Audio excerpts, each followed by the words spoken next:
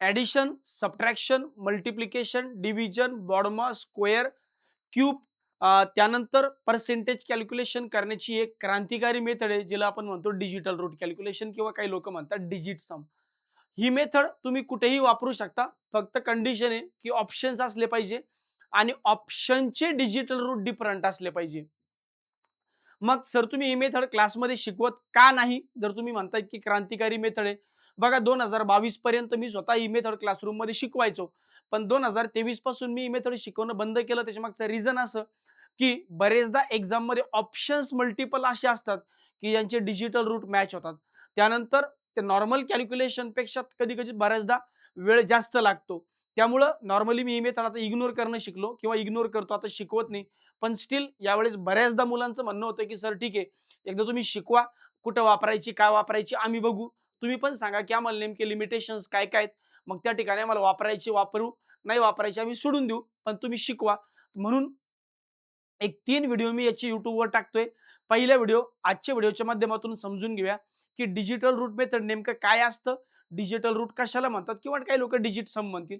कशाला म्हणतात? आणि डिजिटल रूट कॅल्क्युलेट कसा करावा? आणि सर्वात महत्त्वाचं डिजिटल रूट कॅल्क्युलेशन करताना वेळ कसा वाचवावा? 9चा रूल काय म्हणतो? तर या 3 गोष्टी आपण आजच्या व्हिडिओच्या माध्यमातून बघूया. पुढच्या व्हिडिओच्या माध्यमातून आपण डिजिटल रूटने ॲडिशन, सबट्रॅक्शन कशी करायची ते बघूया. आणि पार्ट 3 मध्ये आपण बघू की डिजिटल रूटने मल्टिप्लिकेशन आणि डिव्हिजन कसं करायचं. तर टप्प्याटप्प्याने 3 व्हिडिओच्या सीरीजमधून आपण हे प्रॉपरली समजून घेऊया. व्यवस्थित व्हिडिओ बघा, शेवटपर्यंत बघा आणि सर्वात महत्त्वाचं काही लिमिटेशन्स मी सांगेल ते सुद्धा समजून घ्या. असा विचार करू नका की सरांनी सांगितलं म्हणजे प्रत्येक प्रश्नात ही लागूच पडेल. काही प्रश्नांमध्ये ही लागू पडेल, काही प्रश्नांमध्ये ही लागू पडणार सुद्धा नाही.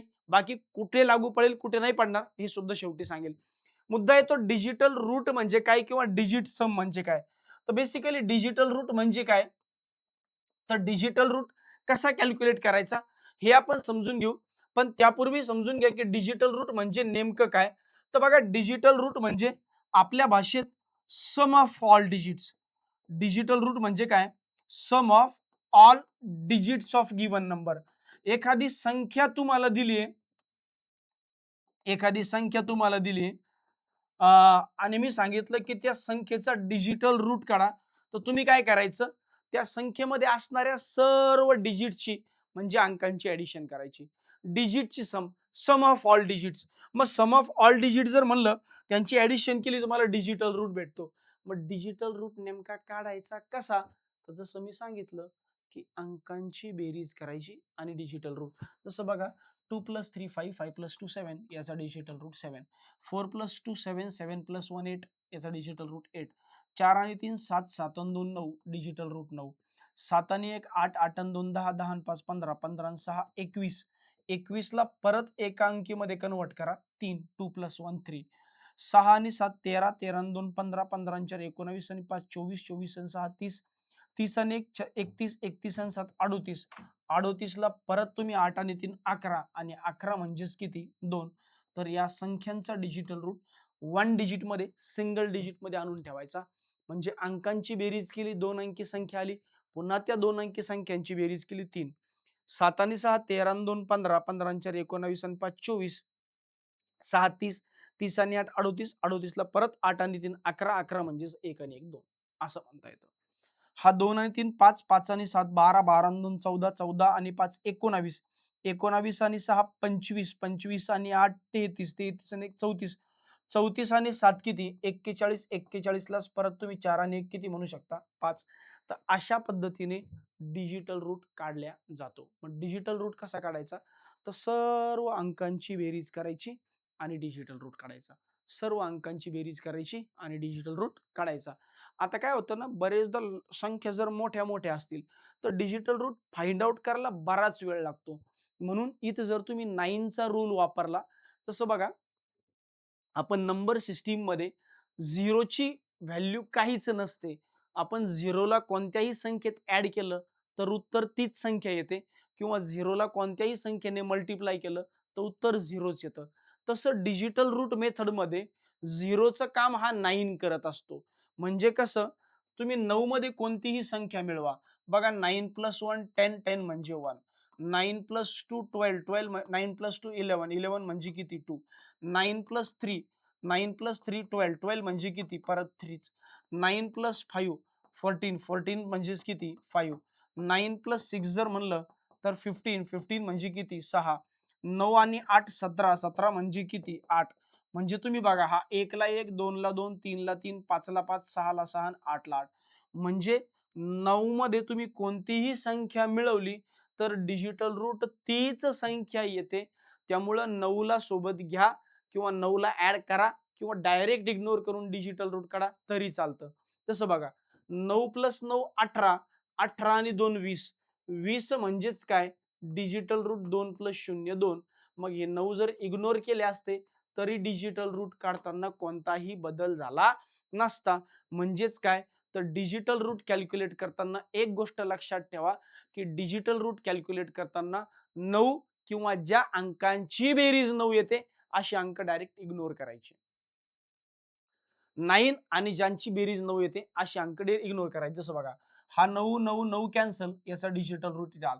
तुम्ही मेथडने केला असतं 9 त्रिक 27 आणि 8 35, 35 म्हणजे 8च आला असतं. मग कशाला घेता कशाला टाइम वेस्ट करता. हे बघा हा 9 कॅन्सल 6 आणि 3 9 कॅन्सल मग याचा डिजिटल रूट 4. हे बघा 8 आणि 1 9 कॅन्सल 7 आणि 2 9 कॅन्सल याचा डिजिटल रूट 5. म्हणजे काय तर डिजिटल रूट कॅल्क्युलेट करायला वेळ न लागणार नाही किंवा वेळ वाचावा यासाठी 9 किंवा असे अंक ज्यांची बेरीज 9 येते. म्हणजे कोणते कोणते बघा 18 किंवा 81, त्यानंतर 27, त्यानंतर 36, त्यानंतर 45 असे डिजिट इग्नोरच करून टाकायचे. बरोबर? जसं बघा हा 7 आणि 2 9 कॅन्सल, 8 आणि 5 9 कॅन्सल. सॉरी 4 आणि 5 9 कॅन्सल. मग काय उरलं 8 आणि 2 10, 10 आणि 3 किती 13. 13 म्हणजेच डिजिटल रूट किती येईल 4. तुम्ही पूर्ण मेथडने करून पाहिलं तरी तुमचा डिजिटल रूट बदलणार नाही.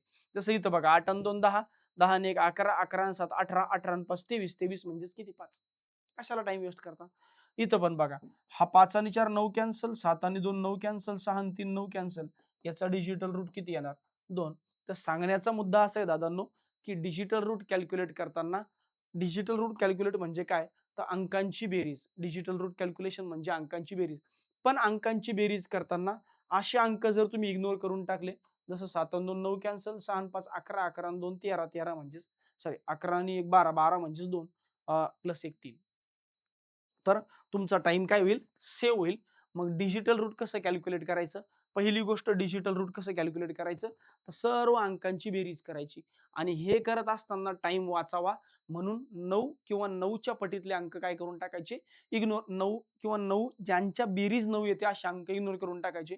8 1 ची पेअर, 7 2 ची पेअर, 4 5 ची पेअर, 5 4 ची पेअर, 6 3 ची पेअर, 3 6 ची पेअर इग्नोर करून टाकायची. ठीक आहे. तर आता मला असं वाटतं होपफुली तुम्हाला कळलं असेल की डिजिटल रूट नेमकं काय आहे. पुढच्या व्हिडिओच्या माध्यमातून आपण काय करूया की डिजिटल रूटने ॲडिशन सबट्रॅक्शन कसं करायचं अजून एक व्हिडिओ आणि त्याच्यानंतर अजून एक व्हिडिओ येईल डिजिटल रूटने मल्टिप्लिकेशन डिव्हिजन कसं करायचं. तर हा व्हिडिओ होता डिजिटल रूट कसा काढायचा आणि 9चा रूल काय म्हणतो. तर या माध्यमातून आपण पुढची व्हिडिओ सुद्धा घेऊन येतोय किंवा पुढचे व्हिडिओ सुद्धा आपण आणणारच आहे.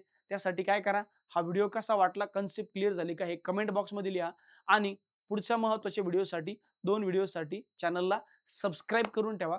सो दॅट पुढचे व्हिडिओ जेव्हा येतील तेव्हा तुम्हाला बाय डिफॉल्ट नोटिफिकेशन येईल. तर भेटूया पुढच्या व्हिडिओमध्ये आणि ही कन्सेप्ट क्लिअर झाली का कमेंट बॉक्समध्ये नक्की टाका.